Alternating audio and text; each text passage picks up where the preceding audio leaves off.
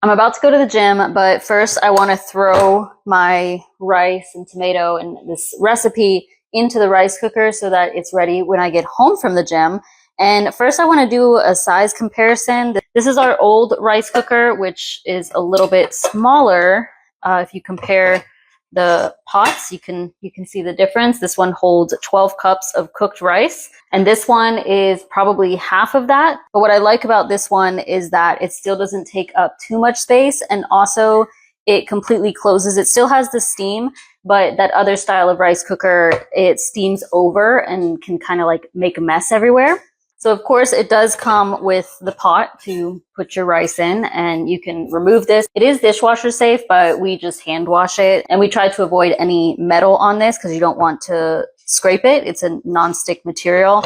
This can also be removed to be clean, or you can just wipe it down, but if you pull this up, it will come out. So you could take it off and deep clean it. It came with a measuring cup, and it also came with a rice spatula, which is what we use to get the rice out so that we're not scraping it. It does have a clock on it. Transparently, I have no idea how to change the time, so it's off by like 15 minutes, but I don't really care about that. You can cook different types of rice, so I'm typically always using white rice. I have jasmine rice that I'm about to cook, so that's the setting that I leave it on.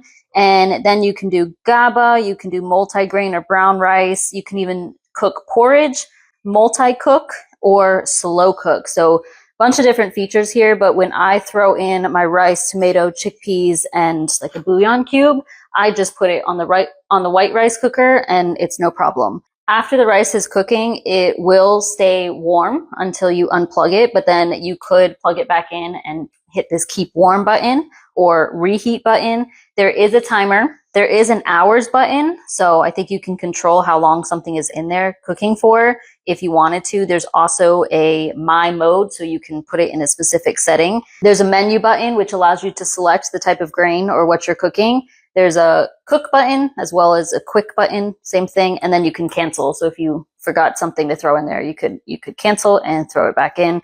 Also, as far as closing it, it has this like snap closure, and then to open it, you push down and it pops up. So I'm going to wash my rice and chickpeas, and then I'll show you when I throw everything in. All right, I have thrown everything in here, and then I did 1.5 cups of rice. So I do just do 3 cups of water, and that's enough to cook everything in the pot.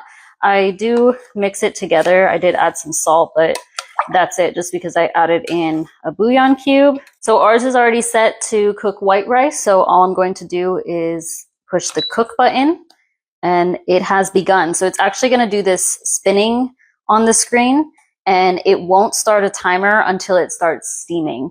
And I find that to cook this 3 cups of rice, it takes about 30 minutes. I think it's a little bit longer than the rice cooker I showed you that we had before, but it's still very quick. And since I do this before I leave for the gym or before I need it, then it's no problem to me, but it will have a timer eventually. And then when it's done, it will do this little beeping. So I'm going to let this cook, and when I come home, I will show you it all done and cooked. Okay, it's now a few hours later. You can see on the time, and it's finished cooking. It's on warm, and it's all cooked. So I can stir it up,